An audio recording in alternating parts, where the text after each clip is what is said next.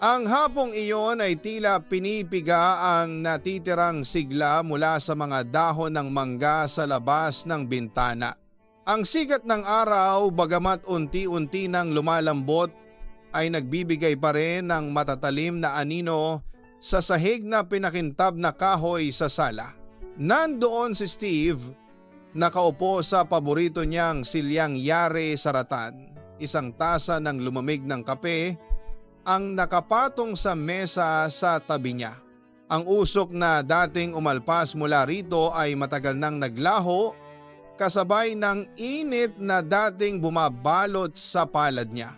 Isang tahimik na patunay ng nagdaang oras, ng bawat minutong lumilipas ng walang kabuluhan, ng bawat segundo na nagdadala lamang ng mas mabibigat na pasanin.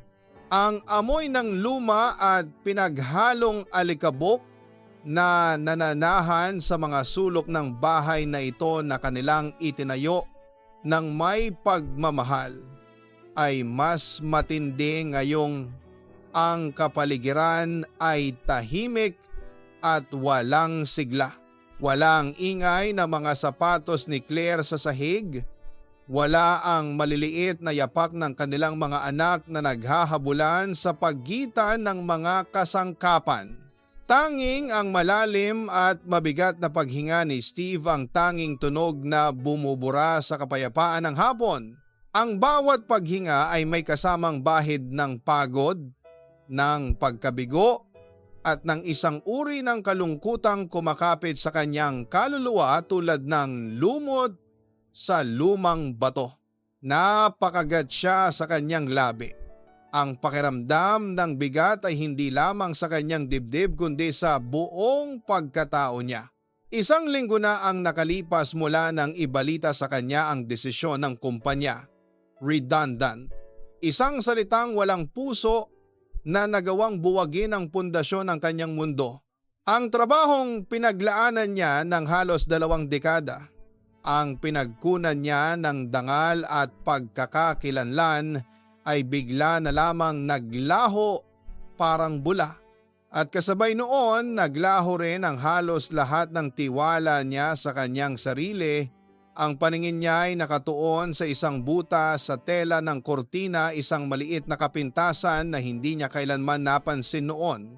Ngunit ngayon, sa kanyang walang ginagawa at labis na oras, ang bawat maliit na detalye ay nagiging isang malaking punto ng atensyon. Bawat hibla na lumuluwag, bawat mantsa na bahagyang nagtatago sa dilim ay tila sumisigaw ng kanyang kawalan ng silbi. O marahil, ang mga ito ay refleksisyon lamang ng kanyang sariling lumuluwag na pagkakakilanlan. Naalala niya ang usapan nila ni Claire kagabi.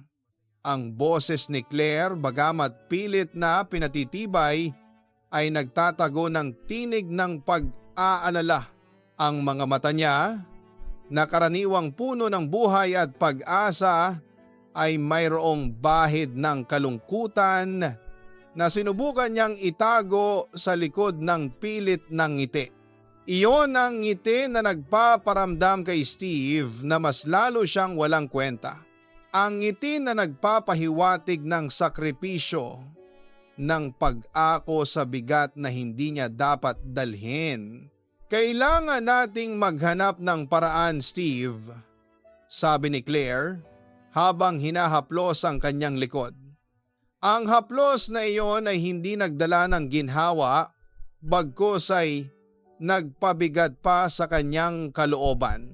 Ito ay isang paalala na siya bilang haligi ng pamilya ay nabigo.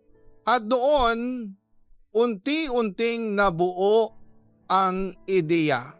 Ang ideya na ngayon ay nagbibigay ng sakit sa kanyang tiyan, ang pag-alis ni Claire, ang pagpunta sa isang malayong bansa, ang paghihiwalay, ang pagkawalay sa kanilang munting mundo na kanilang pinagsamahan. Ang bahay na ito, na dating puno ng halakhakan at tawanan, ay magiging mas tahimik pa sa kasalukuyan. at ang kanyang sarili na sa ngayon ay parang isang anino na lang ay magiging mas malalim pa ang pagkalunod sa kadiliman ng kalungkutan. Pinikit ni Steve ang kanyang mga mata. Naramdaman niya ang isang bahagyang hapdi sa likod ng kanyang talukap. Hindi niya sigurado kung ito ay dahil sa pagod o sa damdaming pilit niyang pinipigilan. Ang kanyang isipan ay lumilipad sa mga alaala ng kanilang buhay. Ang unang araw na lumipat sila sa bahay na ito. Ang sariwang amoy ng bagong pintura, ang kagalakan sa mukha ni Claire habang inaayos ang bawat kasangkapan, ang bawat sulok ng bahay na ito ay may istorya, bawat kuko na ipinukpok ay may alaala at ngayon, lahat ng iyon ay parang unti-unting nagbabanta na gumuho. Ang silya kung saan siya nakaupo ay gawa sa kawayan at ratan na may manipis na kutsyon na ngayon ay patag na dahil sa madalas na paggamit. Narinig niya ang mahinang lagutok ng mga hibla ng kawayan habang bahagya siyang gumalaw, isang tunog na nagbibigay ng kakaibang nostalgia. Ito ang silyang madalas nilang pag-upuan ni Claire habang nagkukwentuhan tuwing gabi, habang nagpaplano para sa kanilang kinabukasan. Ang kinabukasan na noon ay tila maliwanag at walang ulap. Ngunit ngayon, ito ay tila natatakpan ng makapal na ulap na nagbabanta ng malakas na bagyo. Bumangon siya mula sa silya. Ang kanyang mga buto ay tila kumalansing sa bawat galaw. Bawat hakbang niya ay may kasamang mabigat na tunog mula sa sahig na kahoy. Ang bawat ingay ay tila nagpapahiwatig ng kanyang presensiya, ngunit kasabay nito ay nagpapahiwatig din ng kanyang pag-iisa. Naglakad siya patungo sa bintana at tiningnan ang kalangitan. Ang araw ay unti-unting lumulubog, nagbibigay ng kulay kahel at lila sa abot tanaw. Isang magandang tanawin, ngunit hindi nito kayang itago ang madilim na ulap sa kanyang kalooban. Ang kapitbahay na si Aling Nena ay nagdidilig ng kanyang mga halaman sa hardin. Narinig niya ang mahinang tunog ng tubig na bumabagsak sa lupa at ang malumanay na pag-uusap ni Aling Nena sa kanyang mga bulaklak. Isang normal na hapon, isang normal na eksena sa kanilang tahimik na subdivision. Ngunit para kay Steve, ang lahat ay tila nababalutan ng kalungkutan at pag-aalala. Ang mundong kanyang kinagisnan ay tila nagbabago at siya ay naiwan sa gitna ng pagbabagong iyon. Walang kakayahang kumilos. Bumalik siya sa sala. Ang kanyang mga mata ay nakatuon sa isang litrato sa dingding. Litrato nila ni Claire noong kinasal sila. Ang mga ngiti sa kanilang labi ay totoo. Ang pag-asa sa kanilang mga mata ay nagniningning. Naaalala niya ang bawat detalye ng araw na iyon. Ang amoy ng mga bulaklak, ang mahinang musika, ang mainit na sikat ng araw sa kanilang balat, ang pangako na walang hanggan, na mananatili silang magkasama sa hirap at ginhawa. Ngunit ngayon, ang pangakong iyon ay tila nasusubok sa paraang hindi niya inaasahan. Naramdaman niya ang isang butil ng pawis na unti-unting gumulong sa kanyang sentido. Ang init sa loob ng bahay ay tila sumasabay sa init ng kanyang kalooban. O marahil, ito ay ang pag-iisip lamang sa kanyang mga problema na nagpapainit sa kanya, ang pagkawala ng trabaho, ang paparating na pag-alis ni Claire, at ang mga gastusin na patong-patong, ang matrikula ng mga bata, ang bayad sa ilaw at tubig, ang pagkain, Lahat ng iyon ay nagpaparamdam sa kanya ng matinding pagkabigo. Napadpad ang kanyang tingin sa isa pang silid, ang guest room. Ito ay bihira nilang gamitin. Kadalasan ay doon nakalagay ang mga lumang gamit na hindi pa nila napagdesisyonan kung itatapon o itatago. Ang silid na iyon na ngayon ay halos hindi na nilalagyan ng pansin ay tila magkakaroon ng bagong layunin, naisip ko. Nagsimula si Claire kagabi habang nakatingin sa kisame. Bakit hindi natin iparenta ang isang kwarto?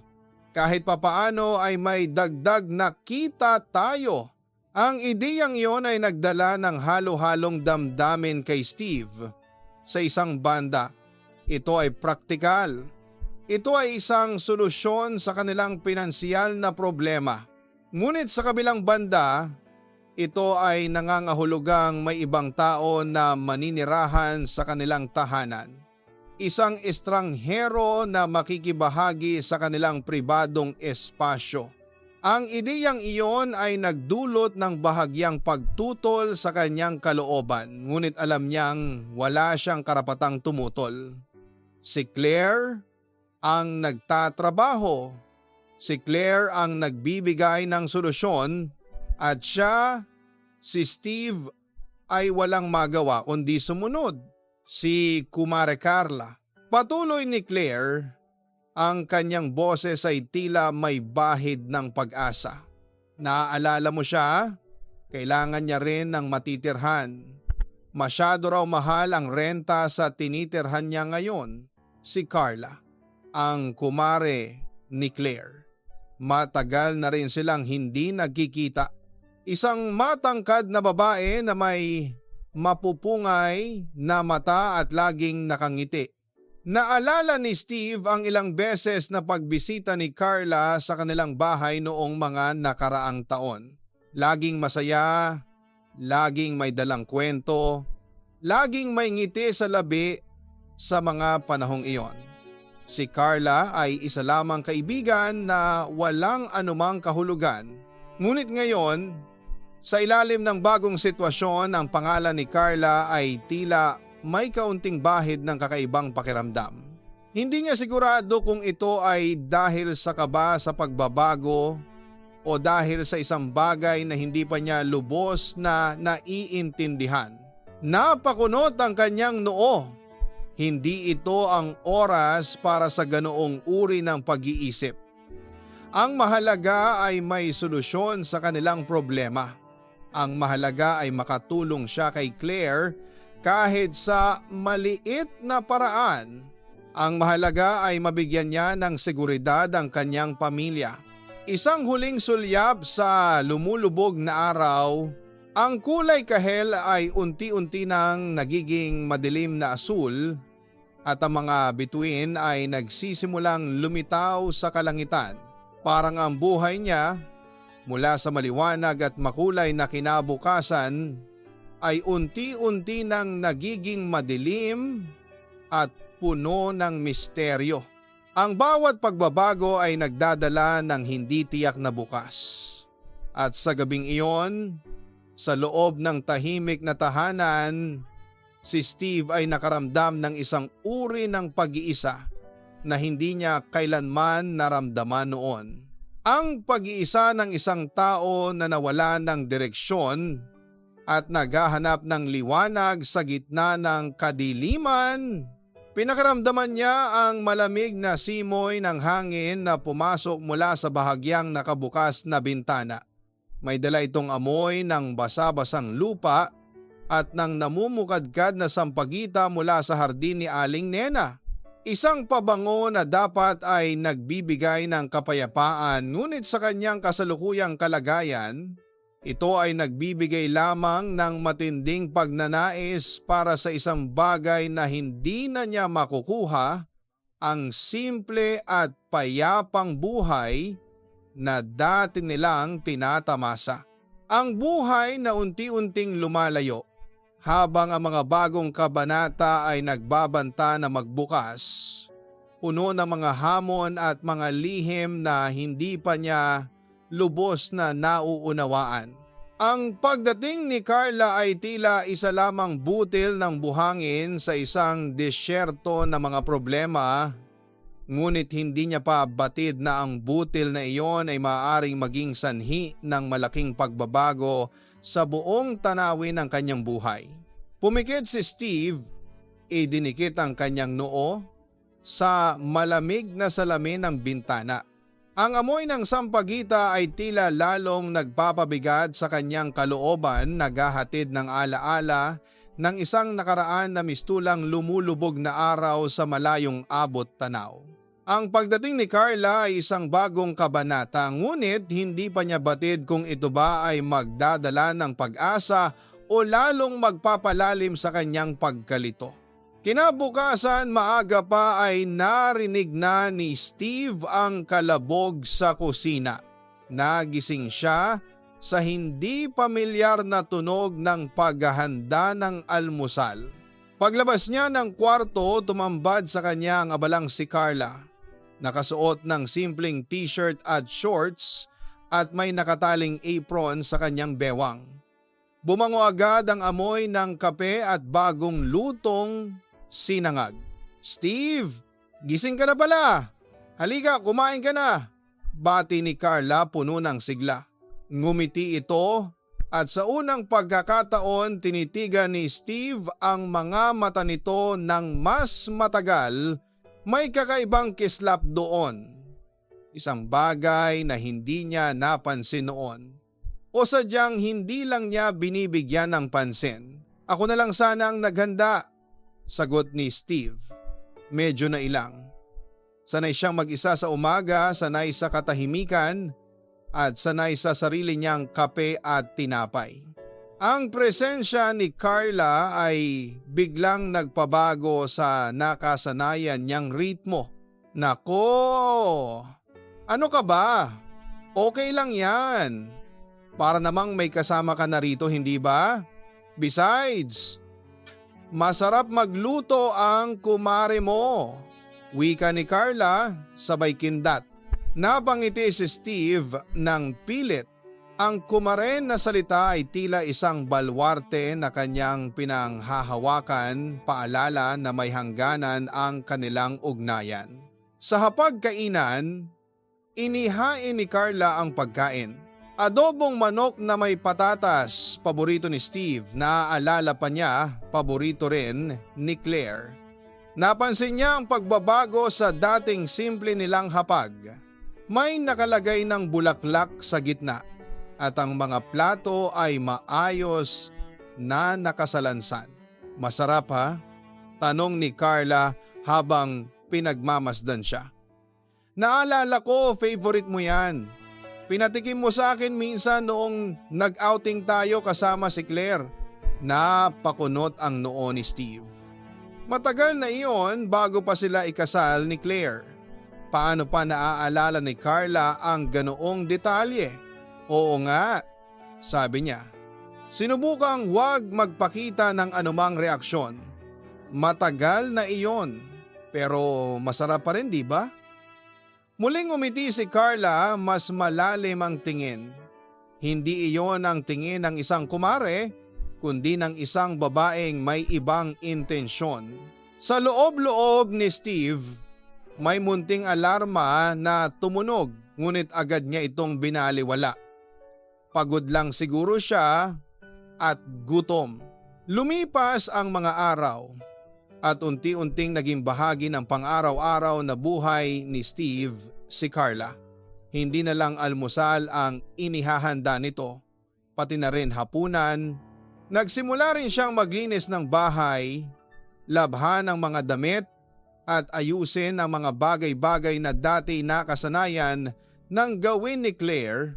"Naku Carla, huwag ka na mag-abala," sabi ni Steve isang hapon nang datnan niya itong nag-aayos ng mga librong nakakalat sa sala. "Trabaho ko yan. Ano ka ba? Steve, okay lang. Bored din ako sa kwarto ko.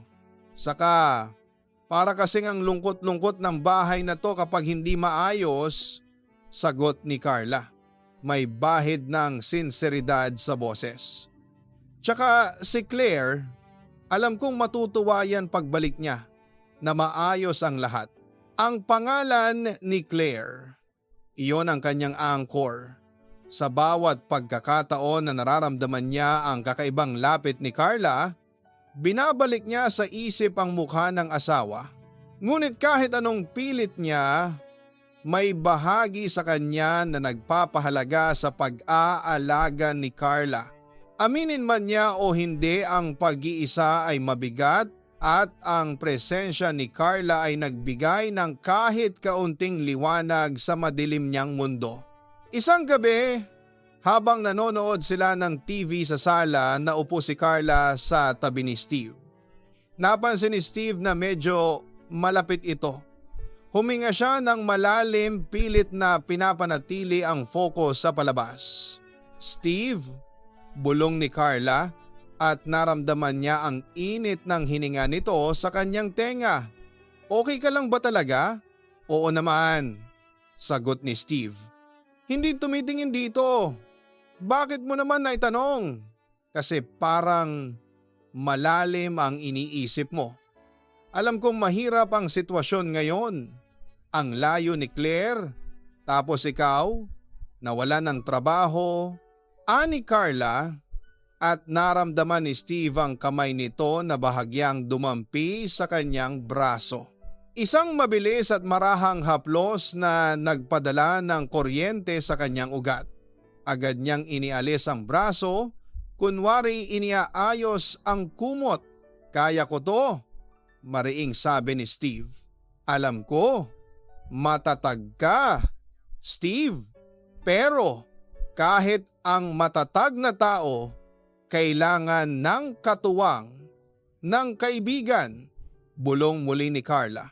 At this time, ang kanyang hita ay bahagyang dumikit sa hita ni Steve. Hindi niya ito inilayo. Ang katahimikan sa sala ay biglang naging mabigat. Tanging ang tunog ng TV ang maririnig, ngunit sa isip ni Steve, lumalakas ang tibok ng kanyang puso. Isang digmaan ang nagaganap sa kanyang kalooban. Si Claire, ang kanyang pangako, ang kanyang pagmamahal. Ngunit narito si Carla, mainit, malapit at nag-aalok ng pag-unawa na matagal na niyang hindi naramdaman. Nagsimulang maging mas matindi ang mga subtle na galaw ni Carla.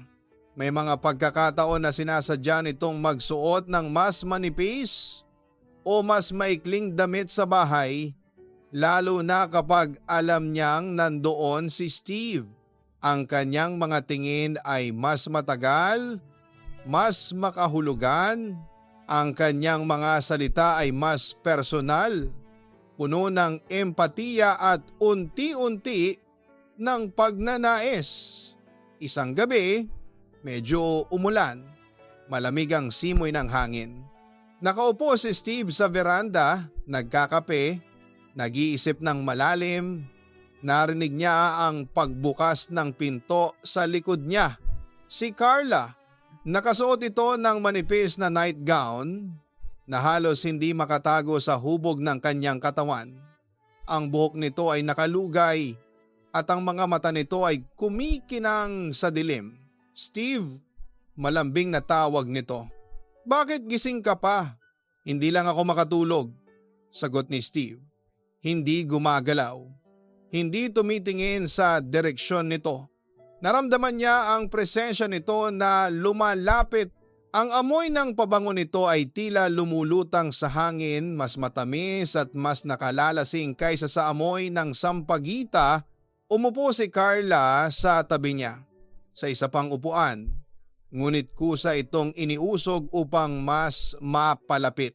Alam ko ang pakiramdam, bulong nito. Ang pag-iisa, lalo na kapag gabi. Tumingin si Steve sa malayo sa patak ng ulan na pumapatak sa mga dahon. Masasanay rin ako. Hindi mo kailangan masanay, Steve, sabi ni Carla. At naramdaman ni Steve ang kamay nito na dahan-dahang gumapang sa kanyang likod. Isang marahang haplos na tila nagbibigay ng aliw. Ngunit alam ni Steve na hindi lang iyon aliw. May kakaibang init sa haplos na iyon. Isang bagay na nagpapabilis sa pintig ng kanyang puso. "Carla, wag!" mariing sabi ni Steve, pilit na pinipigilan ang nanginginig niyang boses.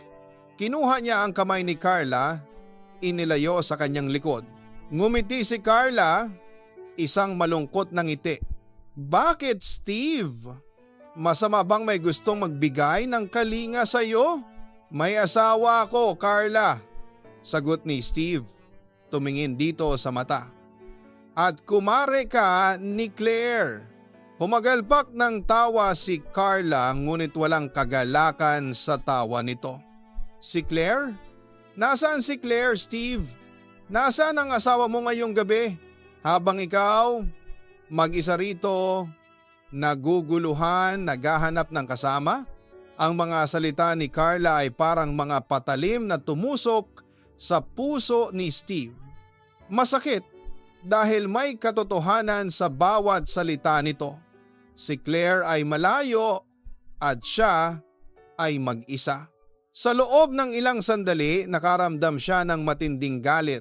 Galit kay Claire na iniwan siya, galit sa sitwasyon, at galit kay Carla na sinasamantala ang kanyang kahinaan. "Hindi mo naiintindihan," sabi ni Steve bumangon. Nais niyang tumakbo lumayo sa tuksong nararamdaman niya. Ngunit bago pa siya makagalaw, mabilis na lumapit si Carla, hinawakan ang kanyang kamay at hinila siya paupo. "Naiintindihan ko, Steve. Higit pa sa iniisip mo," bulong ni Carla. At this time, ang kanyang mga mata ay puno ng pagnanasa. "Alam kong nalulungkot ka, alam kong nahihirapan ka, at alam kong may kailangan ka." Idinikit ni Carla ang kanyang mukha kay Steve. Halos maglapat ang kanilang mga labi. Ang hininga nito ay mainit, amoy mint at matamis na halik. Hindi makagalaw si Steve. Parang nakalimutan niya kung paano huminga. Ang kanyang buong katawan ay nanigas, parang may isang invisible na puwersa ang pumipigil sa kanya. "Steve!" bulong muli ni Carla. At ang kanyang mga daliri ay dahan-dahang gumapang sa pisngi ni Steve pababa sa leeg nito at huminto sa kanyang dibdib.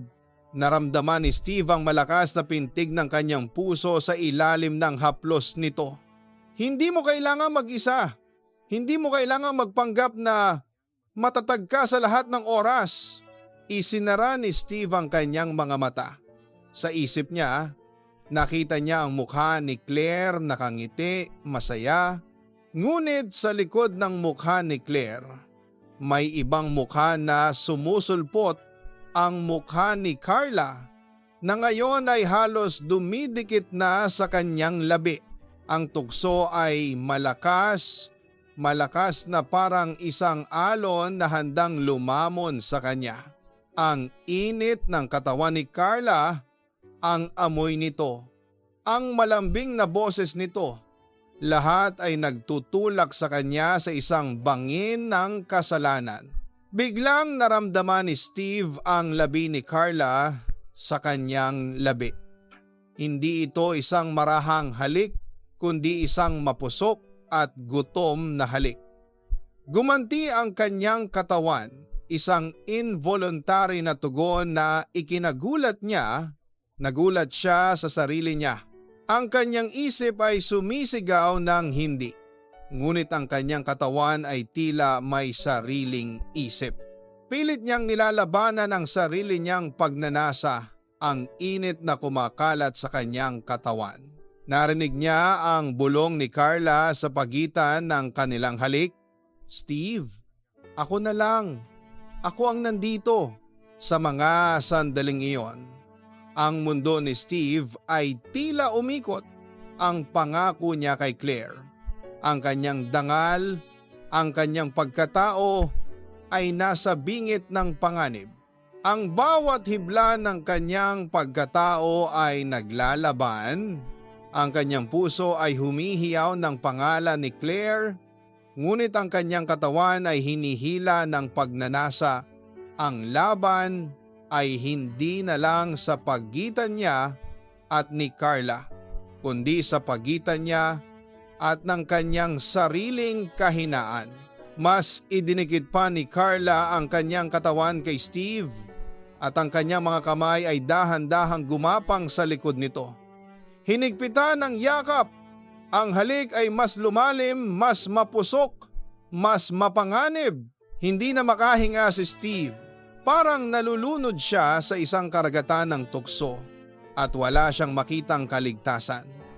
Ang tanging nararamdaman niya ay ang init ng labi ni Carla, ang kanyang amoy at ang matinding paghila ng pagnanasa. Ang kanyang isip ay naging blanko. Tanging ang sensasyon ang nangingibabaw. Ngunit sa isang iglap, isang imahe ang kumislap sa kanyang isip.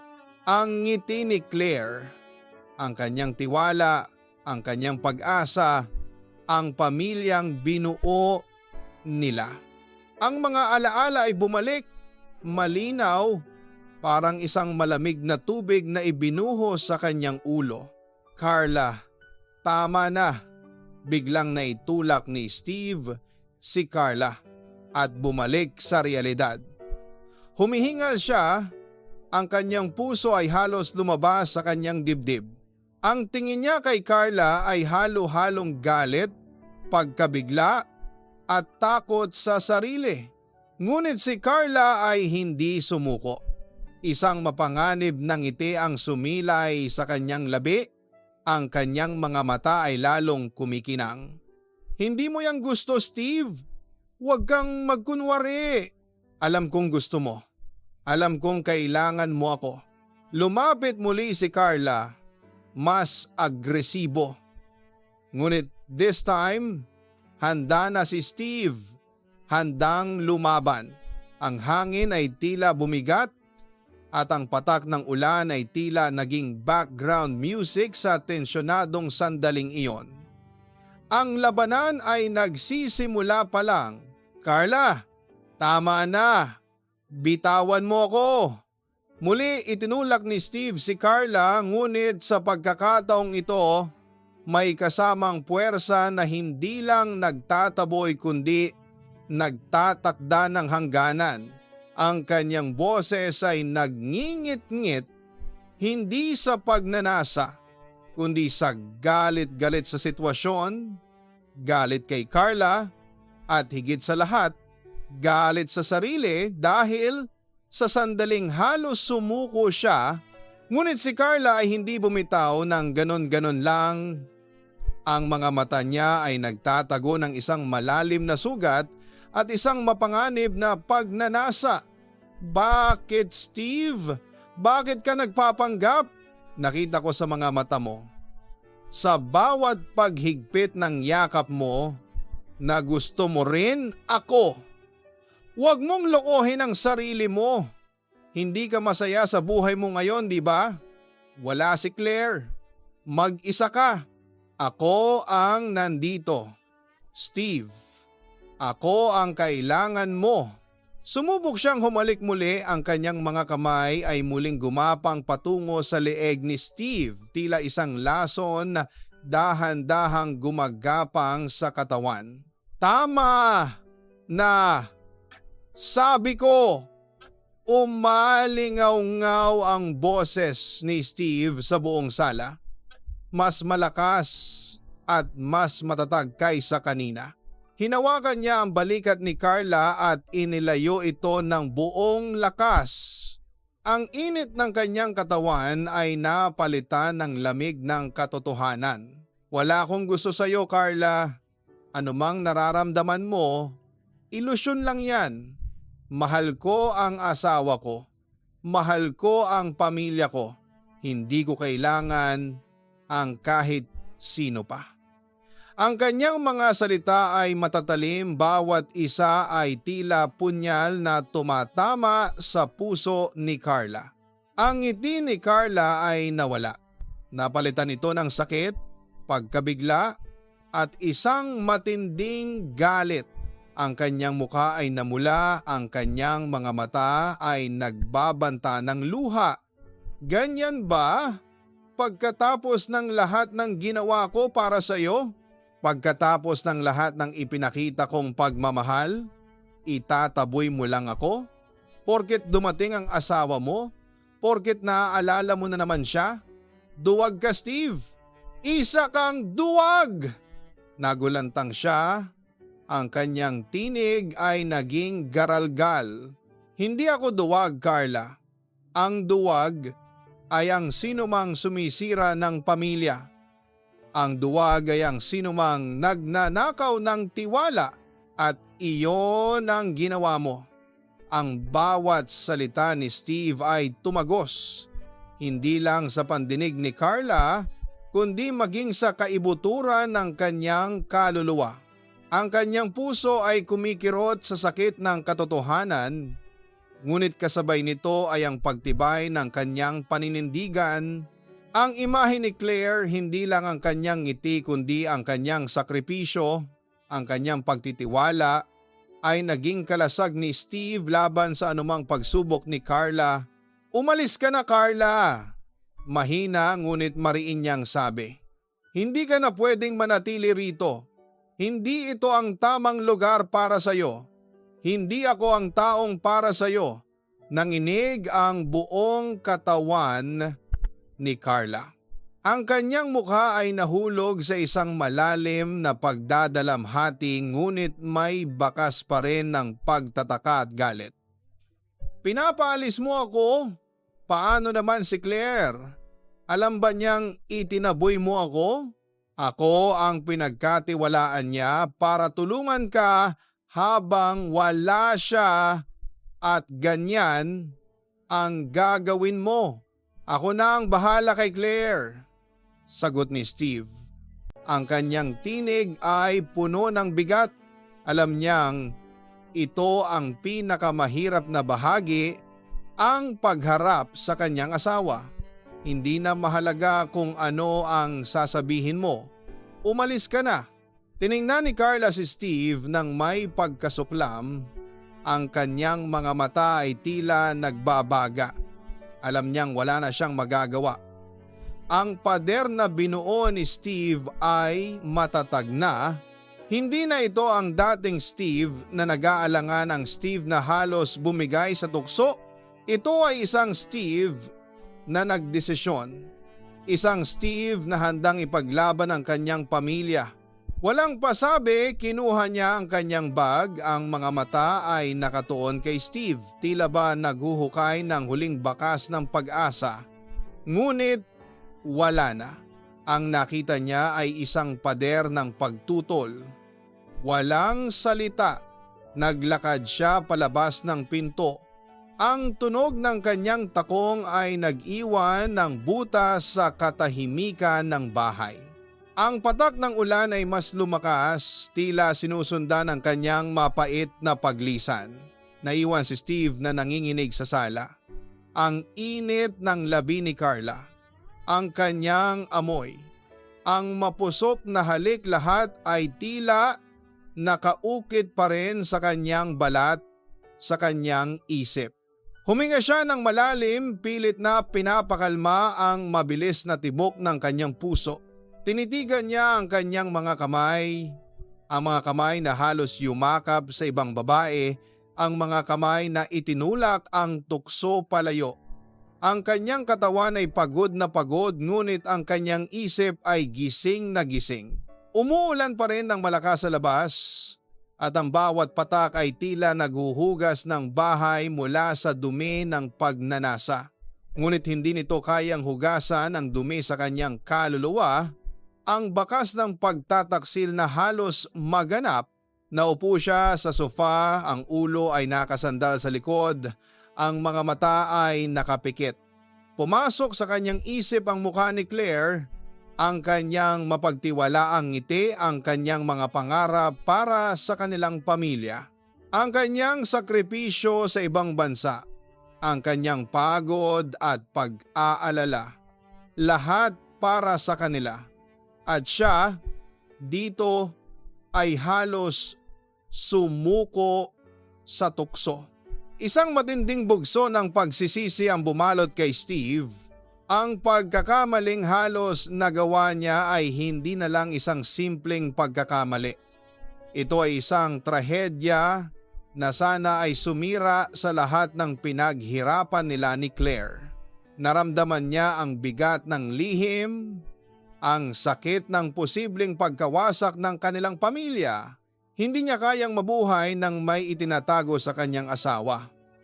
Ang tiwala ay ang pundasyon ng kanilang relasyon at muntik na niyang gibain ito. Dahan-dahan kinuha niya ang kanyang telepono. Nanginginig ang kanyang mga daliri habang hinahanap ang pangalan ni Claire. Malalim siyang huminga bago pindutin ang call. Ilang ring ang lumipas, bawat isa ay tila nagpapabilis ng tibok ng kanyang puso. "Hello, mahal!" Ang boses ni Claire, malambing at pagod, ay tumagos sa telepono. "Gising ka pa? May problema ba?" Doon, sa sandaling iyon, ay nawala ang lahat ng kanyang pagdadalawang isip. Ang takot na mawala si Claire ay mas matindi kaysa takot na harapin ang katotohanan. "Claire, mahal." Nagsimula si Steve. Ang kanyang tinig ay garalgal at halos hindi marinig. May kailangan akong sabihin sa'yo." Isinalaysay niya ang lahat mula sa simula, ang paglapit ni Carla, ang mga salita, ang mga pagsubok, hanggang sa kasukdulan ng kanilang paghaharap. Hindi niya ipinagtago ang anumang detalye, kasama na ang kanyang sariling kahinaan, ang sandali ng pag-aalinlangan. Ang bawat salita ay tila isang tinik na bumabaon sa kanyang lalamunan, ngunit alam niyang kailangan niyang gawin ito. Sa kabilang linya, may mahabang katahimikan. Hindi niya marinig ang hininga ni Claire. Pagkatapos, isang mahinang hikbi na sinundan ng sunod-sunod na luha. Paano nangyari ito? "Steve." Ang boses ni Claire ay nabasag, puno ng sakit at pagtataka. "Pinagkatiwalaan ko kayong dalawa. Akala ko, ligtas ka doon, mahal." "Kasalanan ko," bulong ni Steve. Ang kanyang sariling luha ay umagos na rin.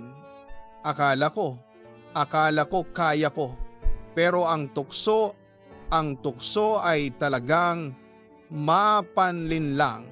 "Ngunit nanumpa ako sa iyo, Claire, hindi ko siya hinayaan. Itinula ko siya palayo.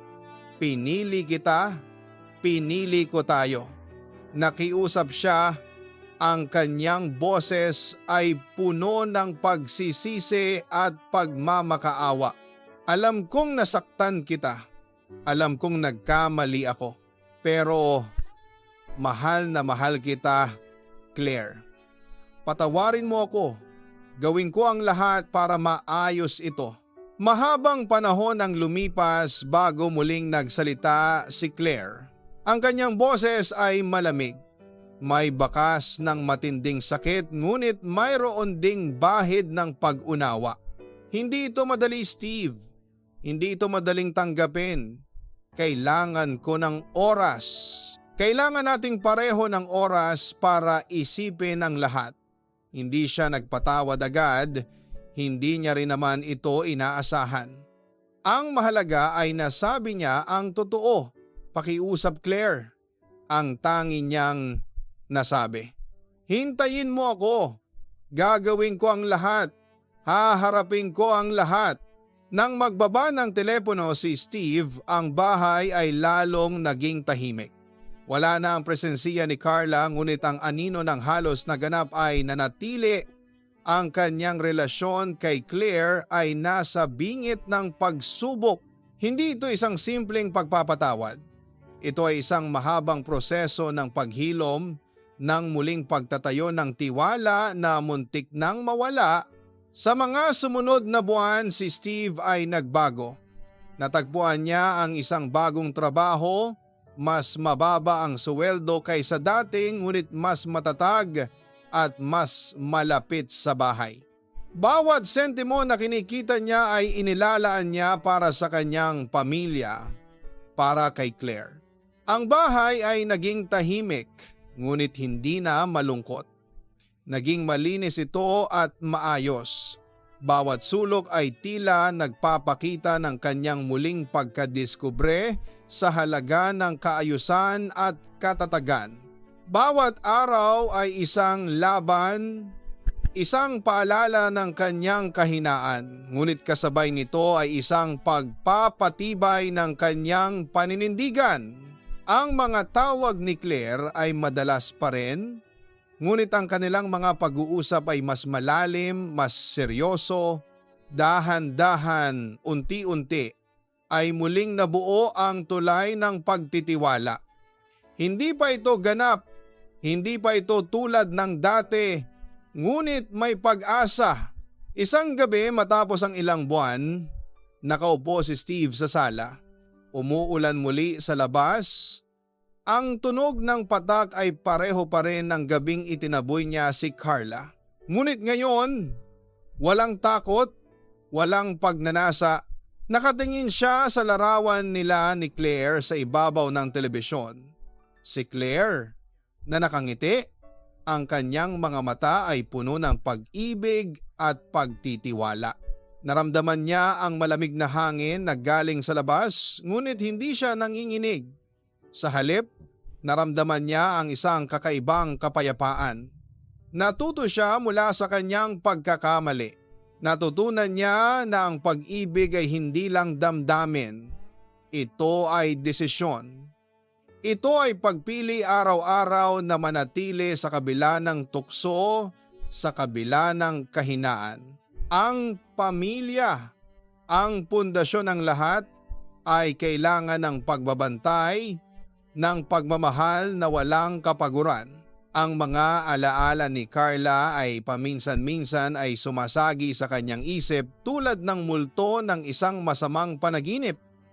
Ngunit ngayon, hindi na ito nagdudulot ng takot o pag-aalinlangan.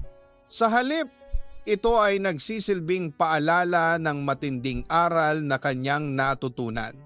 Na kahit gaano katibay ang pag-ibig, laging may tukso na susubok at ang labanan, ang tunay na labanan ay hindi sa iba, kundi sa sariling kahinaan. Tumingin si Steve sa labas ng bintana sa madilim na gabi na binabaha ng ulan. Ang bagyo ay nagpatuloy, ngunit sa kanyang puso mayroon ng kapayapaan. Alam niyang mahaba pa ang tatahakin nilang daan ni Claire, ngunit handa na siya. Handa siyang ipaglaban ang kanyang pamilya, ang kanyang pag-ibig at ang kanyang sarili sa bawat pagsubok na darating. At sa loob ng kanyang tahanan sa gitna ng kadiliman at ulan, ang pag-asa ay nagsimulang sumilay muli, mas matatag kaysa dati.